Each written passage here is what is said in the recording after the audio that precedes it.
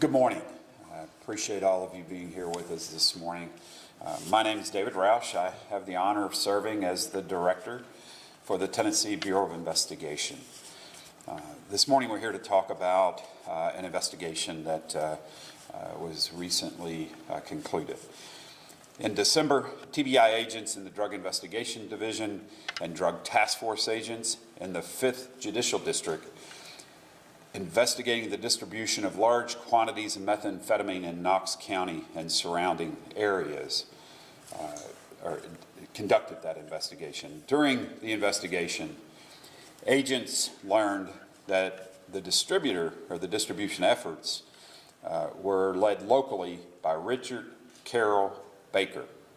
Baker is a member of the outlaw motorcycle gang known as the Pagans. Baker is no stranger to policing. He was being assisted by Brian Baston Fox, also a member of the Pagan motorcycle gang. In addition to Fox, agents have identified at least 13 other individuals who worked with Baker to sell meth throughout East Tennessee. These arrests serve as a testament to what happens when policing agencies work together.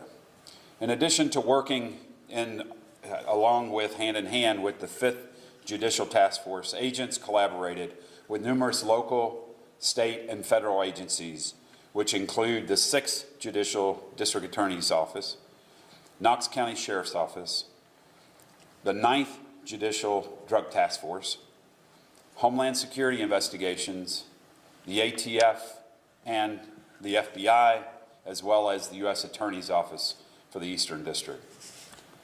We appreciate the dedication and the hard work of all of those involved.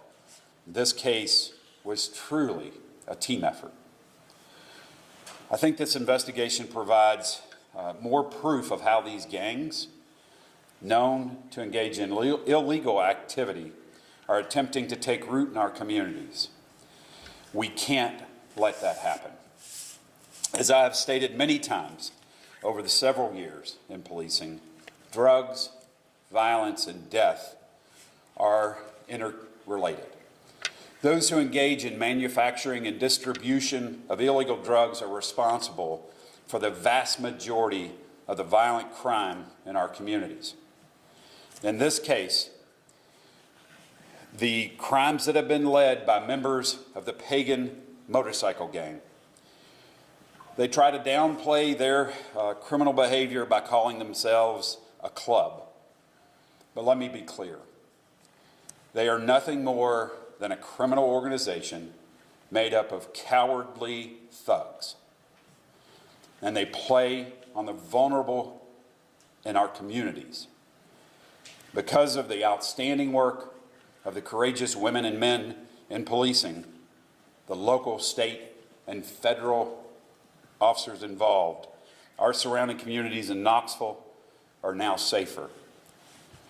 With this arrest of Baker, Fox, and the individuals that were engaged in this activity.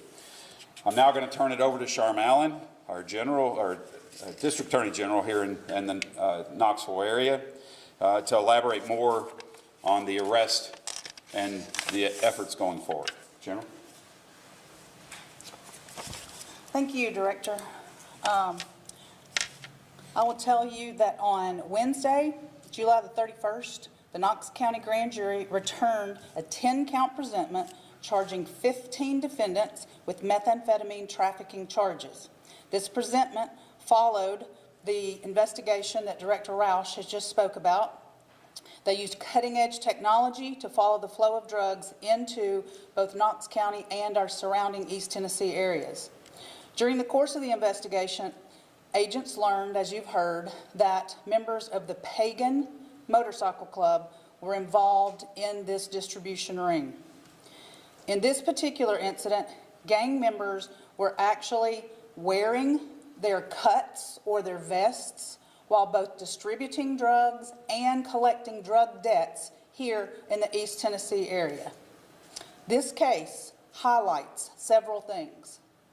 This case highlights the cooperative effort between all the law enforcement agencies in our area, and what a fine job that they are doing. Because of these efforts, we were able to charge these 15 individuals with these 10 A felonies. Each of these individuals is looking at between 15 and 60 years as a punishment. They are all Class A felonies, and the first of these co-conspirators are being arraigned this morning in Criminal Court Division 2 here in Knox County. I think that this also highlights a victory in removing large quantities of methamphetamine from our streets. If you look at the medical examiner's report for 2023, you will find that the second most frequent drug found in our overdose deaths here in Knox County is, in fact, methamphetamine. It's right behind fentanyl. So by removing these large quantities of methamphetamine from our streets, there is no doubt that these officers and agents have saved lives, which is the point of our operation. This is an offshoot of the 313 initiative. I would like to say what a terrific success the 313 initiative has been. We have charged numerous individuals through that initiative. I think as of right now, we have made 417 arrests through that, including this particular conspiracy with the pagan outlaw motorcycle gang. So I think there are many takeaways, and I think the most telling number that we can look at to show how successful the work of these agents behind me is that last year at this time in Knox County, we had lost 308 people to overdoses. As of today, we are at 207. We have saved 101 lives at this time this year as compared to last year. And that is in part, largely in part, to all the work that's done in initiatives like this and the lives that will be saved because of these arrests in this particular conspiracy case involving the pagans. And at this time, I think the director and I will take any questions that you have.